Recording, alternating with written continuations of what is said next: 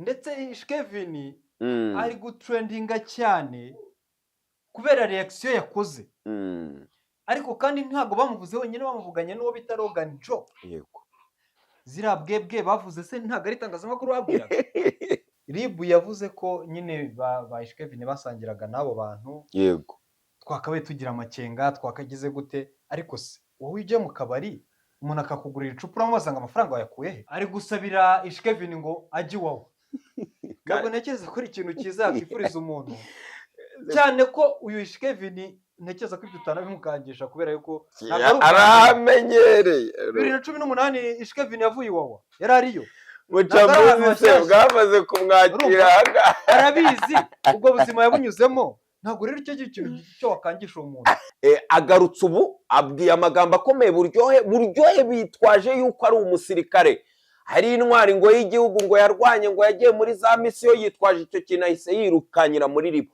ariko ni ibisanzwe sinabonye sasanzwe ariko abantu naho yasenyemo amabere yewe kudakubita imbwa byorora umusega uyu mwanzuro wari ukwiye nkuraho iterabwoba gahambirwe mvuga ati nagatwikura rego umuntu bamufunge wongera unamurekiritazi wawe se none se uriya ari kujya kuri za isibo za miliyoni ariko buryo afite amafaranga yajya kwirirwa heni operation Rakinzeyimana abantu yirirwaga azenguruka abakoresha ngo mu mazu yabo ngo yatunguye abasani mvuga uburyo bagendaga banatira amazu urabyumvise ibyo bintu ko na ubuhanzi bwo mu Rwanda inshuro nyinshi ushobora kwifata nka hobby cyangwa igihugu gito udashobora gukora tuno hose uvuga tubona ninkora amezi abiri ndi kuzenguruka igihugu nzicara amezi abiri iyo ni season y'ubuhanzi uyu munsi wa none ntabwo uzambwira ngo uzagurisha sibyo urabyumva neza views zihari ubwazo ntabwo zagutunga turumvikanaje ugomba kugenda ikizabaho rero uyu munsi abahanzi mwivane mu buguti ndababwira ko mukuru wawe aho ntihahagije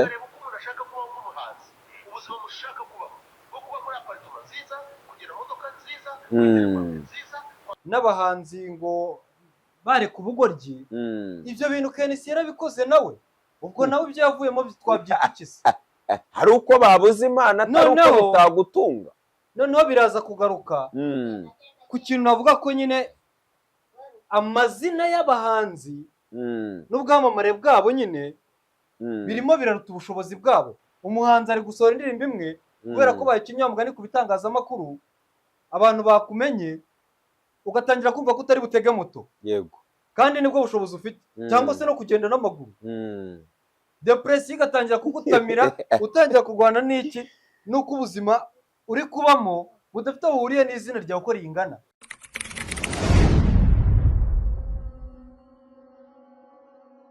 Yes, reka nongere mbaye ikaze mwe mukunda ibiganiro bya Oasis TV1 nkuko mubibona ngarukanye na Mucambuzi genda umukada muramenyereye ndetse nk'ibisanzwe twifuje gukora part 2 kugira ngo tutaza kubarambira ndetse n'ibiganiro twifuza ko byakurikirana kuko turi no kugira ngo tubashe kwinjira mu bindi bihe n'ubundi tuzabanamo neza kandi n'amateka yacu kandi nabyo tuzabigendamo neza cyane. Ubwo rero tuje muri part 2 YouTube channel, mbuga nkoranyambaga, ama Instagram, Facebook, ama Twitter space yatangiye gukorwa, induru zavuze bitewe n'umuhanzi Kevin wamaze kuri koroza ndetse ni nyuma y'abajura bakomeye bari bamaze igihe bazenguruka mu mujyi wa Kigali biba bandagaza hari ukukwiba hari no kukwandagaza.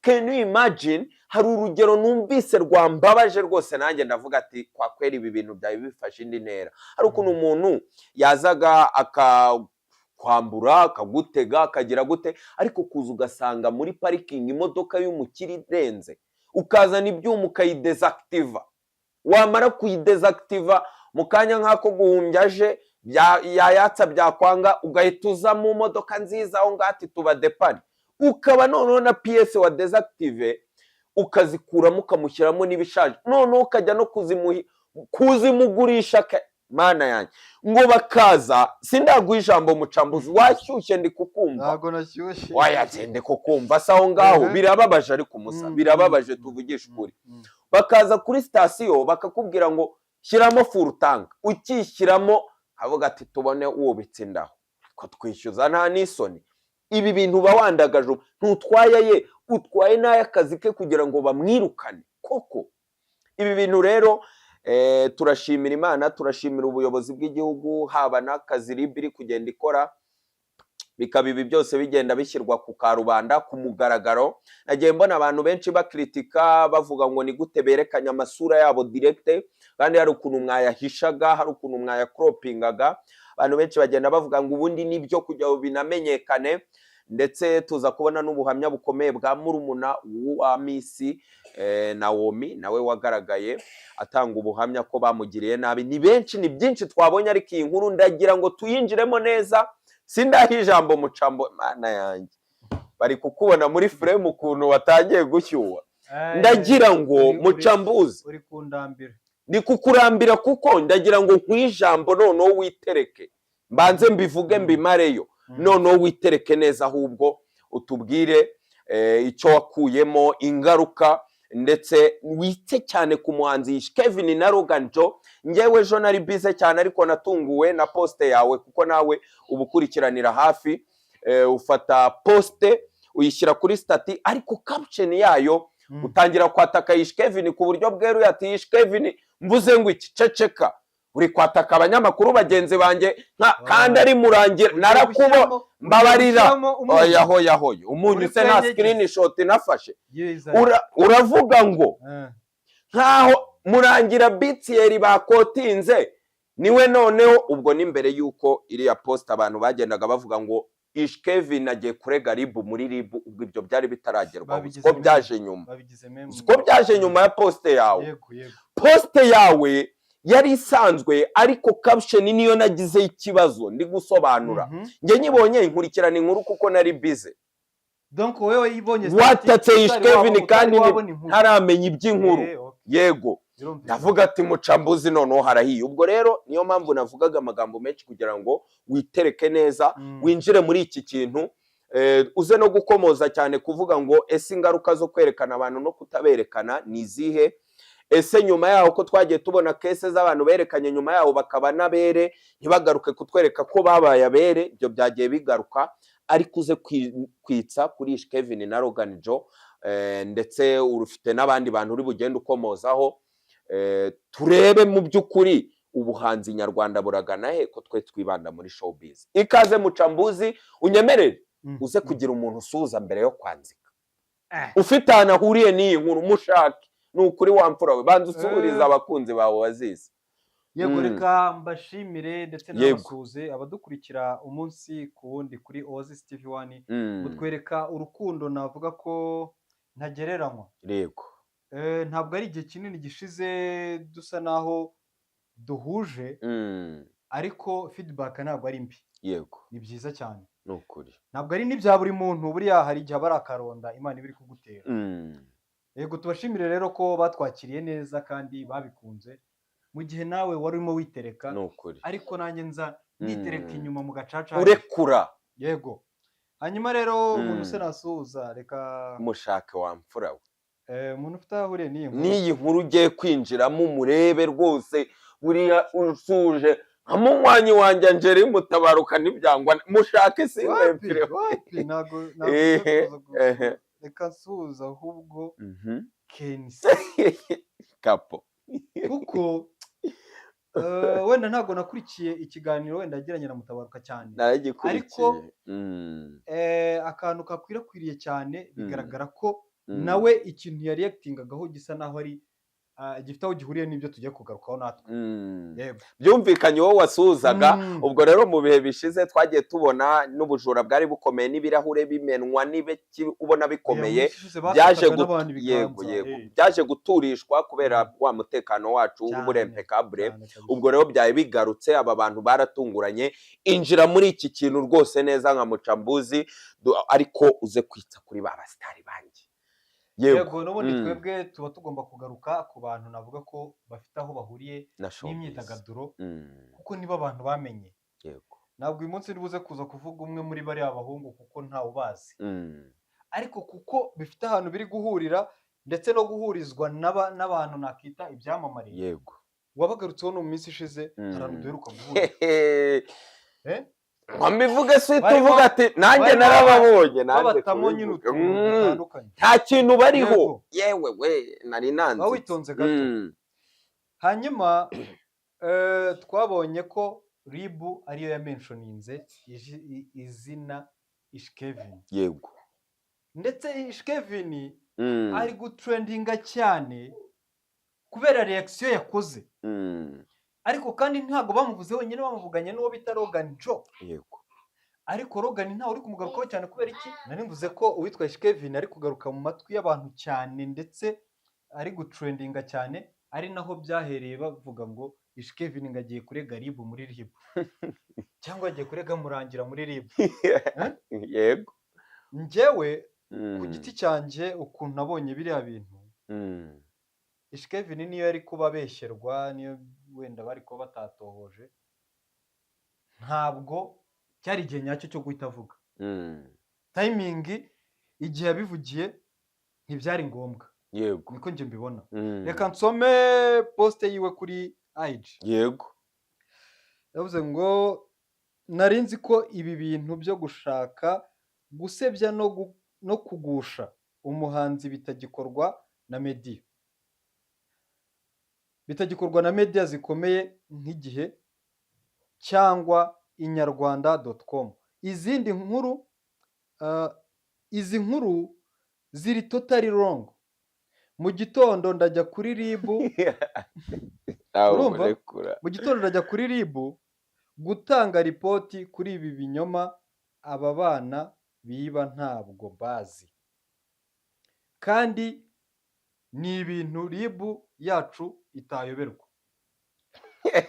Njyewe nabibonye nkaho yego we ashobora kuba yarakangutse akabona wenda nk'inkuru ku Gihe no ku Nyarwanda, yego, agahita reactinga atazi mu by'ukuri ibyo bintu byaturutse.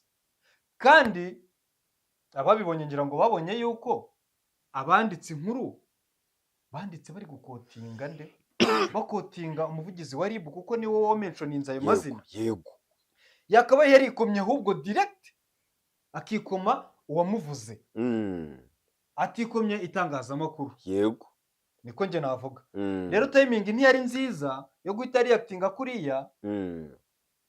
Ntekereza ko ibyo bintu byahise bituma n'inkuru iba nini cyane.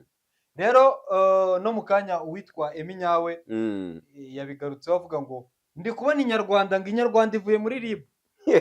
Ni live yari kuba ya Bruce Melody na Eminyawe nyine yarariho, aravuga ati ndabona Inyarwanda, ati Inyarwanda bavuye muri RIB, ati Ishkevin yabajyanye muri RIB. Rero njyewe ntabwo mbibona nk'ikintu cyiza, ndetse nta nubwo yagombaga kureactinga kuriya. Byari kuba byiza yaceceka. Ntabwo cyari igihe cyiza cyane ko abandi bari bafashwe wataranafatwa babanje kumureka. Yego. Kandi nta nubwo ntekereza ko ari ibintu bikaze. Umuvugizi yaravuze ngo cyajyaga bakira bagasangira ngo mu Kagarama. Yego, niho Ishkevin atuye. Yego, ngo niwo bita Logan. Impamvu Logan atari kugarukaho ni iyihe se? Si umuhanzi se abantu ntibamuzi, ariko ntiyari yatinze. Urumva? Niyo mpamvu navuga ko Ishkevin asa naho yahubutse avuga kuriya. Yego, cyane ko bigaragara ko yari ataramenya ngo ese nyirizina RIB niyo yabanje kubivuga mbere cyangwa se yari yatinze kubera ibitangazamakuru yabonyeho inkuru. ni ukuri yamenya ko Murangira rwose ntabwo yari kwandika biriya bintu kuko niyo yari kujyana RIB muri RIB. Ndabonye abahamagaye, umunyamakuru mugenzi wacu yahamagaye Ishkevin nimero ye yitabwa na management, ati mutubwire, ati management ati niyo yitabye, ati ntacyo twarenzaho ku byasohotse nyine reka tubiharire RIB. Ariko wabonaga ko nabo batunguwe kandi post iba yafashwe n'ama-screenshot azenguruka. Nawe niyo wafashe urangije ukegeta ya magambo nahereyeho. Barahubutse nicyo navuga. Ikindi uwitwa Logan navuga ko yagize ubwenge. imbuga nkoranyambaga se we ntazifite? yego Ntakoresha X se cyangwa aranakunzwe Twitter? pe aranakunzwe. Yego. Navuga ko ari usibye wenda Ish Kevin kuba hari indirimbo ya Bruce the First agaragayemo ejo bundi, byasaga nkaho Ish Kevin atari mu kibuga muri ino minsi, niko navuga. Ntacyo arimo. Dore kurubiri kudeclininga, twinjire mu miriro se wampfura we, mfasha twinjire kuri Buryohe na Jihad. Ikindi kintu nagaruka aho ngaho, ihutishe twinjire mu miriro. Indirimbo aheruka kuririmbamo ya Bruce the First, yego, n'ubundi bari babyikomye. Zira bwebwe bavuze se ntago ari itangazamakuru babwiraga? Nibo bavugaga, n'ubundi bari babikomye. Ubwo rero ntago ntekereza ko ari ikintu cyiza cyo guhangana n'itangazamakuru. Ibyo bintu byagiye bibaho, Jay Polly yashatse guhangana n'itangazamakuru, ingaruka yarazibonye, mwarabikurikiye. Ntabwo rero ntekereza ko Ish Kevin afite imbaraga zo guhangana aka kanya ngo ahangane n'itangazamakuru. Ni abantu bakabaye buzuzanya, cyane ko ari abantu bose bakeneranye. Simbure Kirisizi wese we wanyemere tukinjira mu miriro. Hari imiriro yarikokereje, ndetse umuntu abanyarwanda bakunda bigaragarira muri viewership, bigaragarira mu nkuru akora, nta wundi bamwitaje. Yego, reka nkubaza akantu hariya, nubwo wenda dusaga n'abayisojeho. Yego, RIB yavuze ko nyine ba Ish Kevin basangiraga n'abo bantu. Yego, twakabaye tugira amakenga, twakagize gute, ariko se wowe ujye mu kabari umuntu akakugurira icupa uramubaza ngo amafaranga wayakuye he? Narakurikiranye kuri Murangira, avuga ati basaga nkaho ari abantu baziranye. Nyine wompaye urugero rwumvikana ko tutamenya abantu, ariko iyo umenyeranye n'abantu mugasangira rimwe kabiri, nta ofisi bakoramo, mugura inzoga zihenze z'ibihumbi 100, abakobwa benshi wabyumvise ko n'abakobwa bavuzwemo, kandi abahanzi baba mu buzima burenze. Ubwo urumva ni abantu ubuzi, ahubwo ukabakingira ikiba. Nicyo yashatse kuvuga ko uba ugomba kameme kuvuga ngo oya, ahubwo we wakagombye kubugira amakenga, kandi bo noneho bari banabizi kameme muri inshuti, nawe urabizi amafaranga aho tuyakura. Ikindi kintu urabona, hari ikintu nsigaye mbona, urabona bano bana bakirangiza segonderi, barimo barashaka gukira nonaha, barashaka gukira batavunitse. Yego, kubaho mu buzima burenze. Kevin se wari mu buzima bwo kurongorwa n'umuzungu se? Urumva kubaho mu buzima burenze. Ubizi ko ari izo ko urabonye ko ibaze Ish Kevin kure ku muziki ngo agiye mu Bwongereza ngo abonye umuzungu. Nibyo nyine nayo mafaranga ntubuzi icyo ushaka reyerema. Urabibonye ko abana bari hagati ya 18 na 22, mu by'ukuri n'abana bakiri bato navuga ko bakirangiza amashuri yabo. Urumva rero bafite inyota yo gukira vuba n'iki, kandi bisaba process. Niko navuga. Ikindi basa naho bagarutseho, nagaruka kuri witwa Dekate. Yego, witwa Dekate ari gusaba nkaho ari gusabira Ish Kevin ngo ajye iwawe. Ntabwo ntekereza ko ari ikintu cyiza yakifuriza umuntu, cyane ko uyu Ish Kevin ntekereza ko ibyo utanabimukangisha, kubera yuko aramenyereye. 2018 Ish Kevin yavuye iwawa, yari ariyo. Mucambuzi se bwamaze kumwakira, arabizi ubwo buzima yabunyuzemo. Ntabwo rero icyo kintu cyo wakangisha umuntu, none ikindi cyo kuza kugira wakangisha ngo Ish Kevin no mutinga nta kintu byaza kudufasha ibyo ngibyo. Ibyo amadarapo no mu nzu z'Imana arazamurwa, nta gashya yaramumenashijeho, ahubwo ni ishema. Ntarani nko gusahurira mu nduru, niko navuga. Wapfubije inkuru yanjye uyu munsi, nashaka ko tuzamuka. Nyemerera se nyizamukemo wampfura. Ni inkuru iraremereye kuko iriho amagambo akomeye, nshaka ko witsaho rwose. Yaba abantu ni diwo y'abantu babiri, umwe arakunzwe cyane, yaba ku nkuru akora, yaba kuri viewership abona, bamwita Jihad, ndetse byantunguye ubwo Buryohe tugiye no kugarukaho yavuga ati nibwo namenye ko aya mazina atitwa Jihad. Byancekeje, yagiye kurega umuntu atazi amazina. Atazi amazina, ati birayoberekana, twajya bereka ifoto ati do, ati n'uyu ndega. Byacekeje. Ubwo urumva rero Jihad amaze kwiha intebe, yari amaze igihe ari gutrendinga. Mana Mucambuzi ararekura. Mu bihe bishize twabonye trend cyane ya Jihad ava kuri 3D TV ajya Dynamic. ivugisha abantu, ndetse harimo anje y'imodoka yari yahawe ya Kia nziza y'umukara, ariko nyine tuza kugenda tubisobanura twiteretse.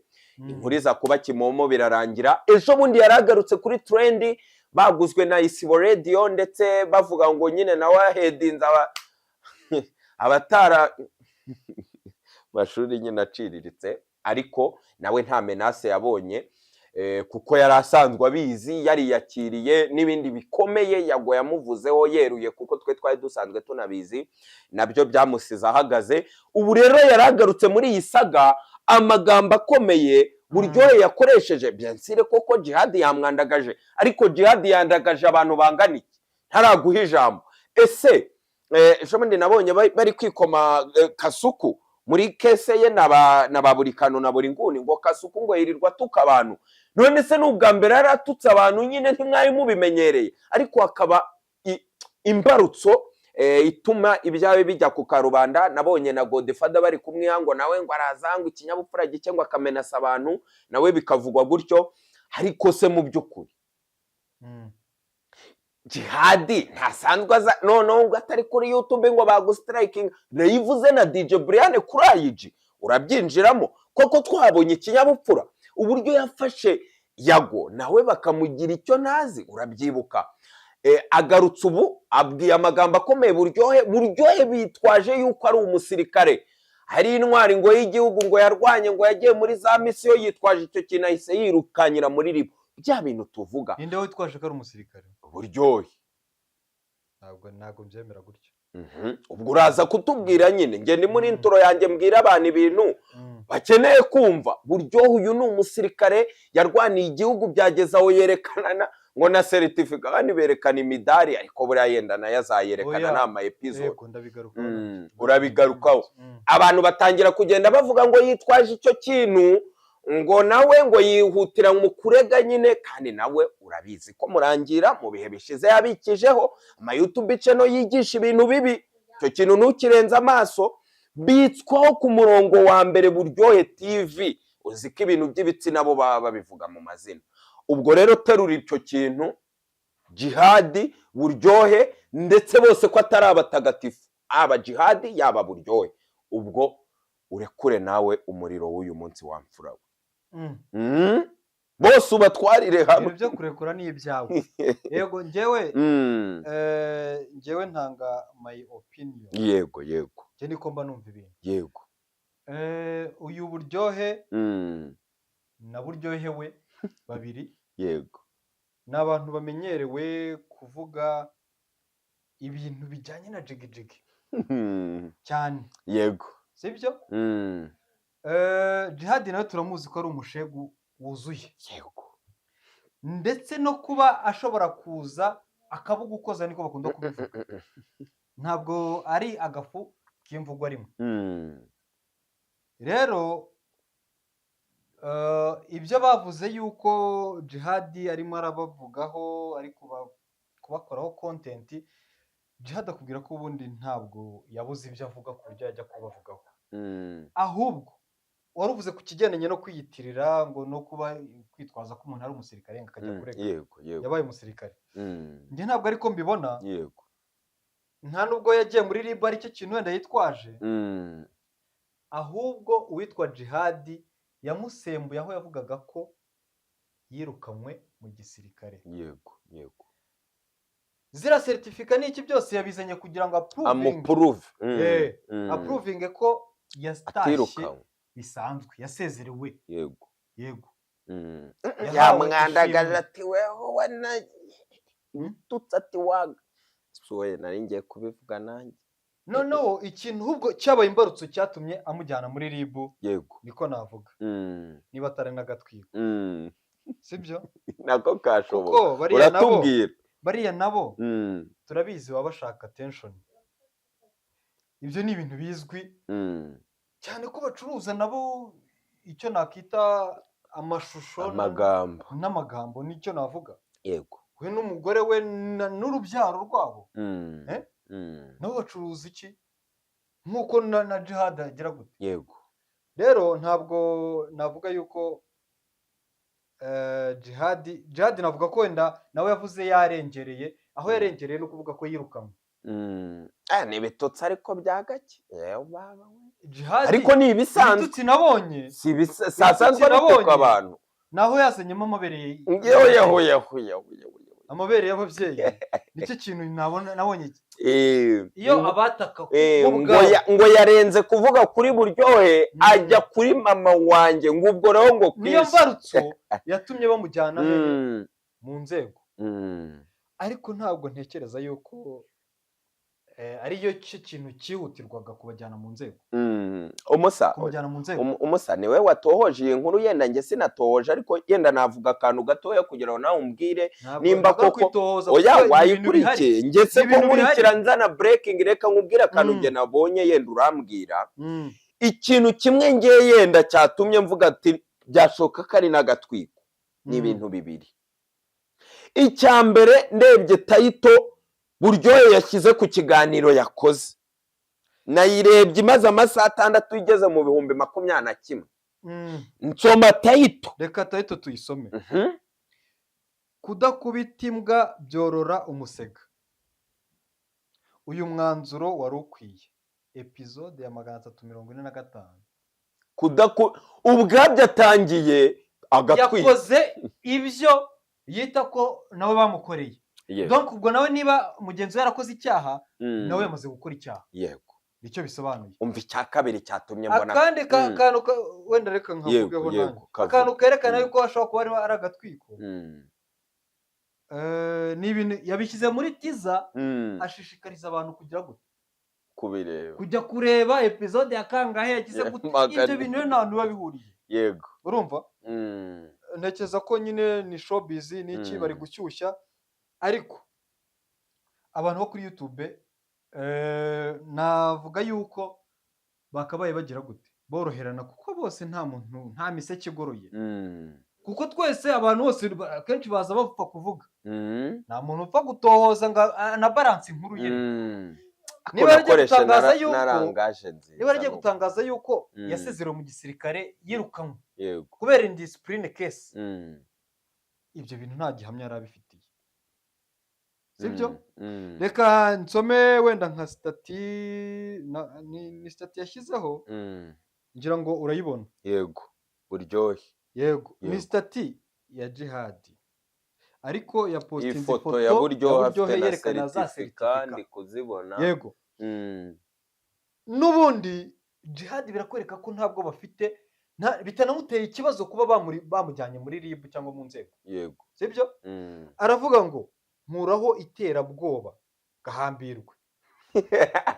mumbabarire kuba mbivuze mu mazina. Oya, baramuzi umushu, ndakotinze niko baramuzi umushu. Yego, nta soni di. ubutabera ni ubwa twese ja kwakunda bayivugira nyine.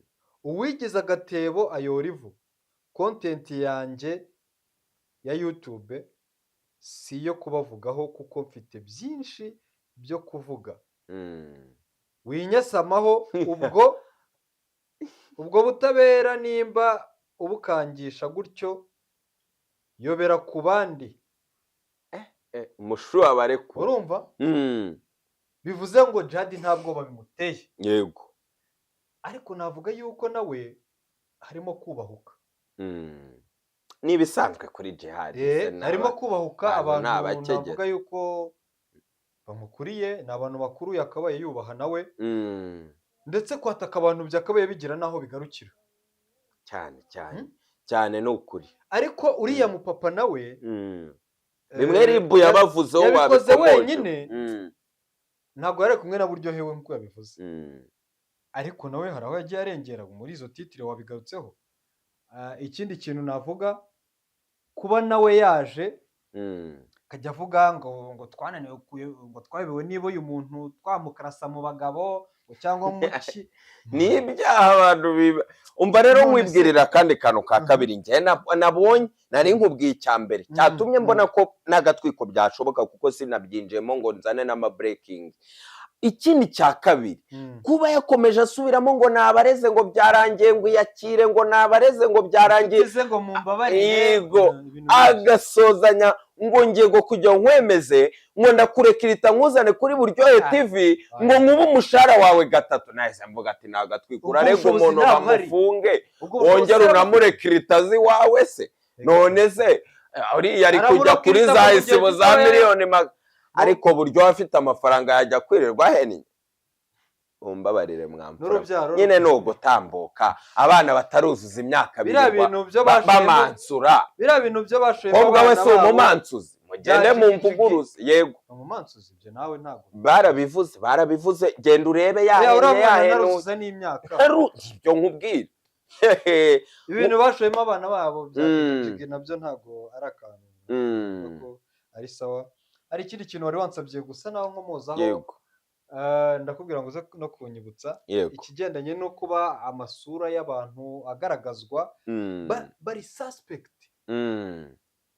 no kuvuga ngo abantu barakekwaho ntabwo ibyaha barabihamywa n'urukiko yego icyo gihe ntekeza ko bagifite ubwo budahangarwa bwabo bwo kuba umuntu atabagaragaza ariko sinzi ntekeza ko ariko amategeko abiteganya ntabwo nzi amategeko cyane ariko niko byakagenze ndetse niba bitagenze gutyo ntekeza ko byakabaye biba byiza umuntu niba yabaye umwere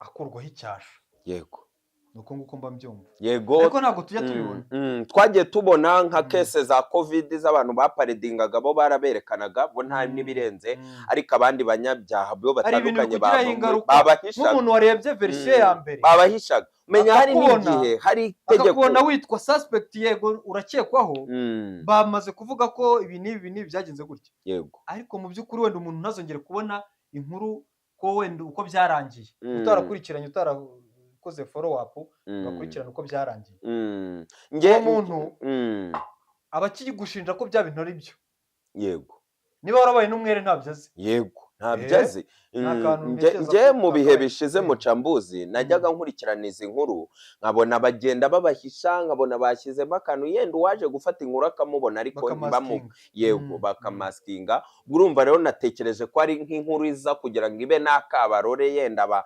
batange na warning berekane ko noneho nta blague cyabagira irindi somo batanga ziriya nzego nazubona ko zabyigiye kandi zibikora neza ndagira ngo uze kunyaruka rero ube wandebera kuri ya nkuru twahereyeho yenda nimba byashoboka iri hafi urebe nka rya jwi rya Kenisi gato yatanga ikibonezamvugo yenda kugira ngo turisorezeho ariko ntacyo reka dushake turi playing turagira icyo turivuga tunasoza iri hafi warishyiraho kugira ngo yenda twumve batagira ngo nitwe twatatse Kevin gusa uyu Kenisi bagiye kudukinira yabaye umuhanzi yabaye umushoramari ni perezida wa cyane cyane reka tumwumve gato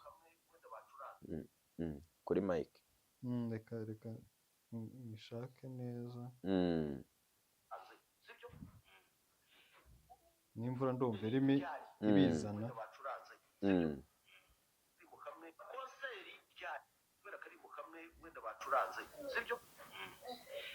ukora konseri ryari uhamagarwa mu bitaramo ryari usibye kubyuka nijoro ukajya wiba abantu no gusangira n'abajura ndakubwiza ukuri ntabwo akazi k'ubuhanzi mu Rwanda gashobora kugutunga udashatse akandi kazi ubuhanzi bwo mu Rwanda inshuro nyinshi ushobora kwifata nka hobi cyangwa dufite igihugu gito udashobora gukora tunywa hose uvuga uti wenda ninkora amezi abiri ndi kuzenguruka igihugu nzicara amezi arindwi iyo ni season y'ubuhanzi uyu munsi wa none ntabwo uzambwira ngo uzagurisha sibyo urabyumva neza views zihari ubwazo ntabwo zagutunga turumvikanaje uno kugenda ukundi ikizabaho rero uyu munsi abahanzi mwivane mu bugozi ndababwira ko mukuru wawe nta na rimwe iyo ugiye aho ntihahagije uko umuntu ashaka kubaho nk'umuhanzi ubuzima mushaka kubaho bwo kuba muri aparitoma nziza kugira imodoka nziza nziza kwambara designers watch buri kimwe cyose ntabwo bishoboka utarafata ijambo gato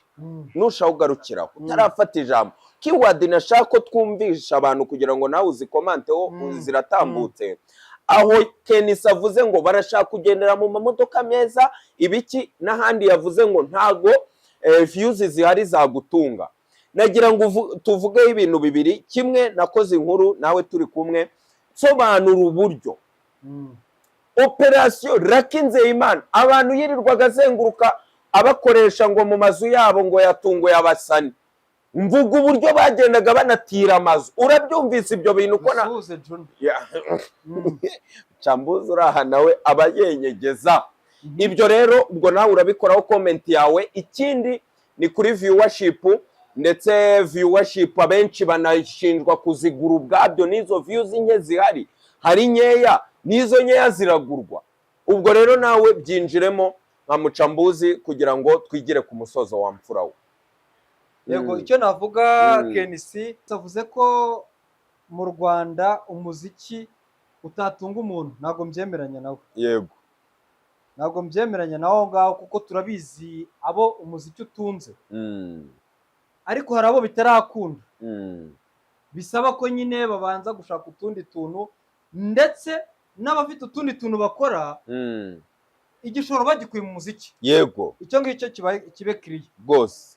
Ikindi ibigendanye no kuba umuziki n'abahanzi ngo bareka ubugoryi, ibyo bintu Kenisi yarabikoze nawe. Ubwo nawe ibyo yavuyemo twabyita ikisi, nawe yarabikoze. Ahubwo twakibaza ngo umuhanzi ngo nta bitaramo abona, urumva, nta gitaramo cyo yategura, konseri. Umuziki njye nemeza ko watunga umuntu. Yego, Ahubwo ubikoze gute? Ese nturi gupretendinga, nturi gushaka kwereka abantu kubayeho neza kandi bitarakunda? aho natangira ingero ku bantu bashoye byinshi nta mpano bafite bagashya, hari uko babuze imana atari uko bitagutunga. Noneho biraza kugaruka ku kintu navuga ko nyine amazina y'abahanzi n'ubwamamare bwabo nyine birimo biraruta ubushobozi bwabo. Niho agarutse ku kigendanye n'uko bashaka kugendera mu mamodoka meza, bashaka kugira gute, ariko mu by'ukuri ubwo bushobozi ntabwo babufite. Urumva, uyu munsi wa none umuntu ngo arikanga hiti, ngo aritwa umuhanzi kuko yasohoye indirimbo imwe ikaba hiti, kandi indirimbo imwe ntishobora kugutunga. Twagiye tubona ko nibura hanze indirimbo imwe ishobora gutunga umuntu n'imyaka ye yose. Ariko mu Rwanda ibyo bintu ntibishoboka. Birasaba ngo uhozeho, ndetse ubone n'amasoko, ubone ibitaramo n'iki kugira ngo ubashe kubaho. Noneho rero wowe umuhanzi ari gusohora indirimbo imwe, kubera ko bayikinnye mugani ku bitangazamakuru, abantu bakumenye, ugatangira kumva ko utari butege moto. Yego, kandi nibwo bushobozi ufite, cyangwa se no kugenda n'amaguru. Depression igatangira kugutamira, utangira kurwana n'iki, nuko ubuzima uri kubamo budafite aho buhuriye n'izina ryawe uko ringana, sibyo? Ibyo bintu twagiye tubibona ku bahanzi bagiye batandukanye. Amazina mu Rwanda ni kesi igaruka cyane ku byamamare byinshi. Amazina yabo araruta ubushobozi bafite. Nabo rero bari gushaka kubaho bapretendinga. Mureke kwijijisha, mubeho ubuzima bwanyu. Niba nyine 500 yo gutega akamoto ariyo ufite, genda uko ba proud. Ndetse mu Rwanda barakugira gute? Kwanga kugenda ku manywa ngo bagenda ijoro. Bagenda bihishe bambaye marinette. Sibyo? Binahurije yuko iryo joro ari bwo bakuragame utwo tuzi ibitaramo byinshi, ububari, ubwo bakitwaza ibyo ku manywa cwe batubone. Ku manywa bakirirwa barya. Akaguhamagara ngo wanguriye akantu, ibintu nk'ibyo. Rero nicyo mvuga, nibabeho ubuzima bwabo. Kenisi byajya avuga bimwe n'ibyo ntemeranya nawe mbivuzeho. Yego. Ngira ngo sinzi ibibazo byawe niba mbisubije. Oya, ubisubije neza cyane, kuko nagira ngo uhakomoze uhinjiremo, kuko Kenisi yo ari umushabitsi akora ibintu bitandukanye. Ubwo rero nawe abashaka kugira ngo abantu bakora ibintu bitandukanye, hari ukugira focus, ari no gukora byinshi bikaguhira bitewe n'impano n'imbaraga ufite n'ibyo wemvestisa. Ubwo rero tuba tugomba kubitandukanya. Ugitambutseho neza Mucambuzi, kandi ndifuza ko tutazadukora dukora ibiganiro birebire mu gihe nawe nyine utaritereka neza. Nagira ngo ujye uca iburasirazuba, nca iburengerazuba, nzamuka amajyaruguru, uca amajyepfo, cyane ubundi duhurire kuri plateau. Hanyuma ama breaking nawe nuba ndekura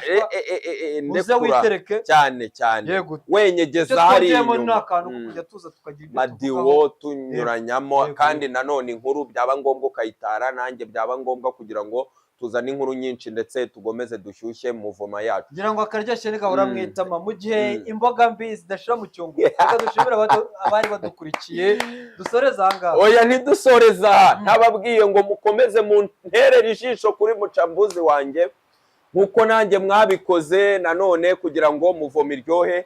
Ako hari impamvu mba nkavuze kugira ngo kagomeze kabagendemo neza mu matwi. Rero natwe turahari, ibihe byiza, turabakunda kandi turabashimiye. Nkuru zacu imiriro ni ibisaka umukadarana Mucambuzi. Tuzatangira ikiganiro gitatu basobanurira ayo mazina ndetse natwe turi gushyiramo imbaraga.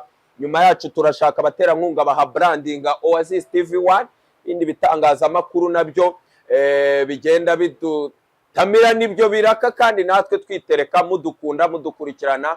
Iki nicyo gihe kigeze kugira ngo natwe nka Oasis dusoza tugiye kwinjira mu gihe navuga ko ari igihe gikomeye kwibuka ku nshuro 30 jenoside yakorewe abatutsi mu 1994. Ibihe biba bitoroheye abanyarwanda muri rusange, ariko twizere ko nabyo tuzabibanamo neza rwose kandi muba hafi abantu bagizweho ingaruka na jenoside muri rusange. Ubwo rero turabashimiye, ibiganiro nk'ibi nakagaruka. Mwari kumwe nanjye Umukada Dev ndetse na Mucambuzi wanyu. Mani barinde. Ciao ciao.